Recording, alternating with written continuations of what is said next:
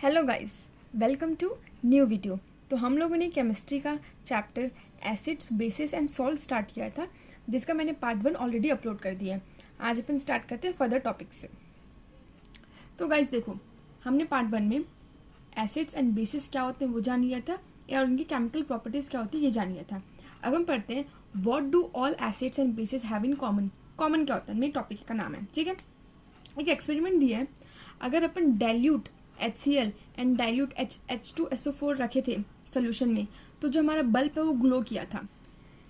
मतलब it means what कि this are acidics and release ions which conduct electricity. मतलब जब हमने एसिड डाला था तो वो क्या रिलीज किए अपने आयंस, और इलेक्ट्रिसिटी क्या हुआ, कंडक्ट हुआ, जिससे हमारा बल्ब ग्लो हुआ। बट अगर ग्लूकोज एंड अल्कोहल का सोल्यूशन था तो उसमें बल्ब जो है हमारा ग्लो नहीं किया। ऐसा क्यों? क्योंकि वो लोग आयनाइज प्रोड्यूस नहीं करते, उनका कोई कंडक्शन नहीं होता है, इसलिए। तो इससे अपन को क्या समझ आया कि एसिड्स एंड बेस क्या करते हैं, कंडक्ट इलेक्ट्रिसिटी करते हैं। वो सोल्यूशन में जाके, वाटर में जाके आयनाइज करते हैं, आयंस को रिलीज करते हैं, ठीक है। But at the same time glucose और अल्कोहल सोल्यूशंस नहीं करते, इसलिए बल्ब ग्लो नहीं हुआ। क्लियर? तो ये मैंने नोट्स लिखा, आप देख सकते हो। Acids and base both produce ions in water solution, ठीक है। तो एसिड क्या रिलीज करता है, हाइड्रोजन आयंस, वेयरएज बेस क्या रिलीज करता है, हाइड्रोक्साइड आयंस। ये मैंने सिंपल सा नोट्स लिखा है। अब एक और एक्सपेरिमेंट देखते हैं। हमने जब ड्राई ब्लू लिटमस पेपर पे जब हमने एसिड डाला तो नो कलर चेंज हुआ। क्यों ऐसा हुआ? क्योंकि जब ड्राई लिटमस पेपर था तो H+ आयन रिलीज नहीं हुए। हमने अभी देखा कि वाटर में ही लोग रिलीज करते हैं अपने H+ आयंस को, और अगर हमने लिटमस पेपर को क्या कर दिया, मॉइस्ट कर दिया, थोड़ा गिल्ला कर दिया, तो वो टर्न्स रेड हुआ जब एसिड डाला। ऐसा क्यों? The time they release H+ ions. Clear? तो जो मैंने समझाया मैंने इसको इजी फॉर्म में लिख दिया, बहुत इजी वर्ड्स में, आप देख सकते हो। अब हम नेक्स्ट टॉपिक पढ़ते हैं, strength of acids and base. I hope आपको यहाँ तक समझ आया होगा। अब हम क्या देख रहे हैं, strength of acids and base. The strength of acids और base refers to how much it ionize or disassociate in water to produce H+ ions और OH, ठीक है। तो कितने अपने आप को आयनाइज करते हैं उस पर डिपेंड करते हैं उनका स्ट्रेंथ कितने एसिड्स और बेस का।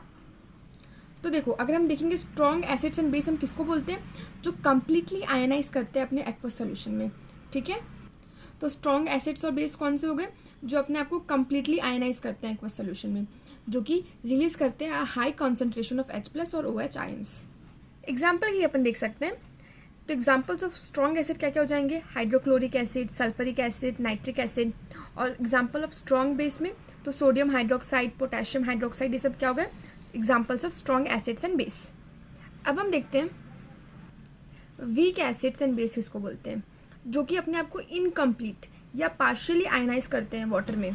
इनको हम बोलते हैं वीक एसिड्स एंड बेस, जो रिलीज करते हैं लेस कंसंट्रेशन ऑफ H+ और OH आयंस को। एग्जाम्पल्स के अगर हम देखेंगे, वीक एसिड्स कौन कौन से होते हैं, एसिटिक एसिड्स, कार्बोनिक एसिड्स, ये सब क्या होते हैं, वीक एसिड्स। और अगर हम एग्जाम्पल देखेंगे वीक बेस के, तो ये हो गया आपके एग्जाम्पल।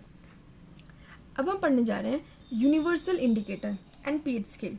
ये क्या होता है, देखो, the term pH stand for potential of hydrogen, कितना हाइड्रोजन का, ठीक है। जैसे कि pH is a scale use to measure the strength of acids and base.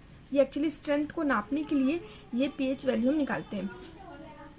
And the pH scale range from 0 to 14। इसका रेंज क्या होता है, 0 से 14 तक होता है।